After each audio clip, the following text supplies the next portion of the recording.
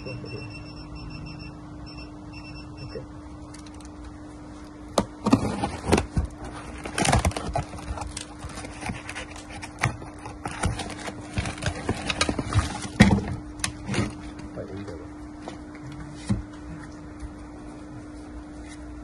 Goyang ah.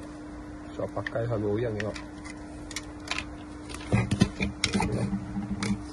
So dipakai ni malang ni. So pakai mah. Bau pun ada. So pakai mah. Dia pakai sampai hitam tau. Tengok.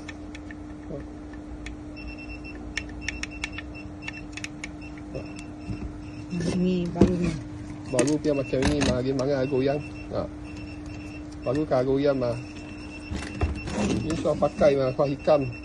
Tengok minyak pun ada. Tengok. So goyang lah. Tengok. Koko kan kak. Tengok. Ikan pun ada. So ikan.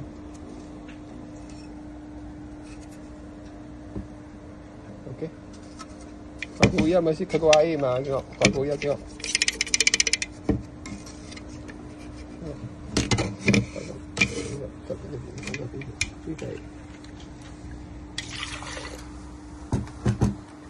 Kau goyang mah, tengok. Kau goyang. Kau goyang mah, tengok. Tengok. Kau sudah pakai lama ni. Kau pakai lama mah, bukan baru bagi soal keluar air mah. Baru dia macam baru keluar air. Baru dia. Baru dia kau goyang dia. Goyang ni tak soal dia.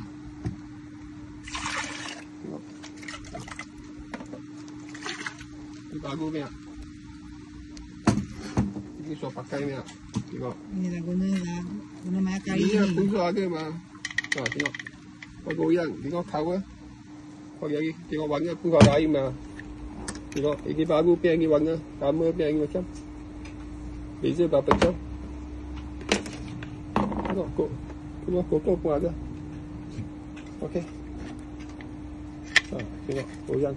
Kau lagi ikan nampak. Goyang. Tak. Kau pakai mah, tengok sini semua minyak. Semua minyak.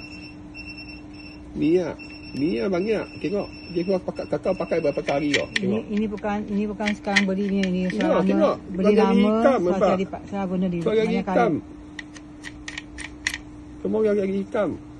Minyak pun ada banyak minyak. Kau baru dia kata minyak memang. Ya. Kira-kira minyak. Tapi biru-biru kira-kira minyak. Ini soal pakai berapa lama tengok. Tengok. Semua lagi hitam. Tengok suaka mah. Baru sama lama minyak.